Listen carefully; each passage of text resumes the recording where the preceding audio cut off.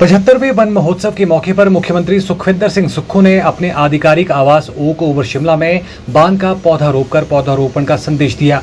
मुख्यमंत्री ने कहा कि वन विभाग वनों में 30% से बढ़ाकर 60% फलदार पौधे लगाएगा।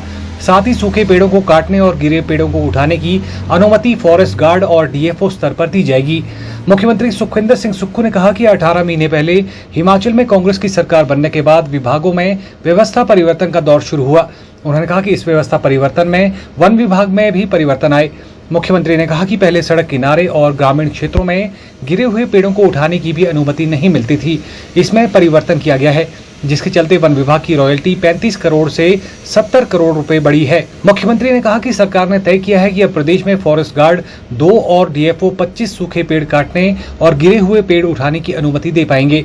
इसके अलावा वनों में 30% से बढ़कर 60% फलदार पौधे लगाने पर बल दिया जाएगा। 18 महीने पहले जब हमारी सरकार बनी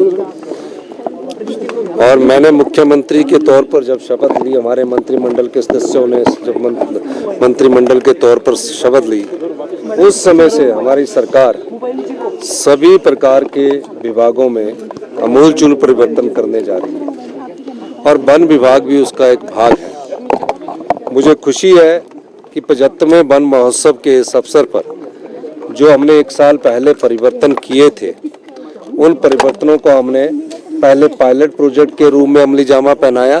आज पूरे प्रदेश में हम उनको लागू करने जा रहे हैं। क्या थे ये परिवर्तन? अगर कहीं रेंज में सूखा पेड़ गिर जाता था, उसको हम उठा नहीं सकते थे, और कोई बरसात के समय भारी तबाही आपदा के समय हुई, पेड़ सड़कों पर गिर गए, उसकी परमिशन को समय लग जाता था। जंगलों में, गांव के जंगलों में हजारों पेड़ गिर जाते थे। तो हमने एक परिवर्तन किया कि अब डीएफओ जो कंसर्न वीट का होगा, वो जितने पेड़ गिरे होंगे उनको उठाने का अधिकार उनको दे दिया गया है। दूसरा, जो सूखे पेड़ होते हैं, जो किसी कारणवश धीरे धीरे सड़ने शुरू हो जाते हैं, उन सूखे पेड़ों का भी अधिकार उन डीएफओ और रेंज ऑफिसर और इवन डिप्टी रेंज ऑफिसर और गार्ड तक हमने दे दिया है। गार्ड रिकमेंडेशन करेगा कि यहाँ पेड़ गिरा है और डीएफओ उसकी परमिशन देगा। डिप्टी रेंजर को भी एक लिमिट है कि इतने पेड़ गिरे हैं, उसकी परमिशन भी डिप्टी रेंजर तक देगा। ये पहली बार 40 साल में हम इस व्यवस्था परिवर्तन हमने ये किया है। दूसरा, कि जो हमारे प्रोजेक्ट हो जाते थे एफसीए केसेस के बाद स्टेज 1 होती है और स्टेज 2 होती है।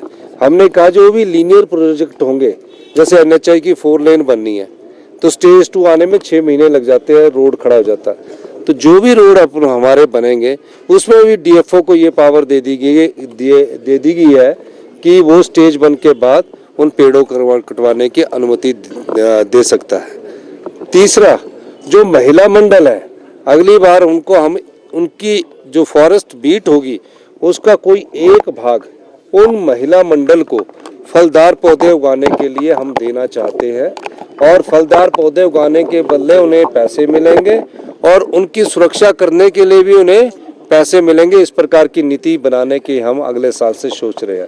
चौथा, हम आज ही फैसला कर लेंगे जनवरी महीने तक कि किन किन वीटों में हमने कौन कौन से पेड़ लगाने हैं। पांचवा, अभी तक फलदार पौधे 30% ही लगाए जाते थे।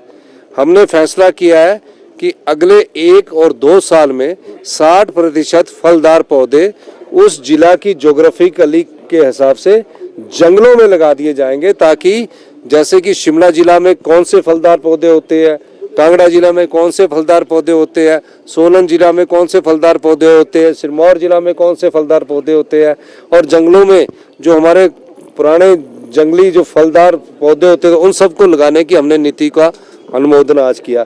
ये बहुत बड़ा परिवर्तन हम वन विभाग में लेकर आए हैं, और मुझे खुशी है कि वन विभाग से जो 1 महीने पहले जो हमारी बैठकें हुई थी, उसका आज असल में स्वरूप आपके सामने आया है। और वन विभाग के रूप में सभी जिलों से भारतीय जनता पार्टी के भी जितने विधायक हैं, सबको ये है कि सब फॉरेस्ट डिपार्टमेंट के अधिकारी 68 के 68 विधायकों के पास जाकर जिस प्रकार का वो पौधारोपण करना चाहते हैं, उस दिशा में आगे बढ़े।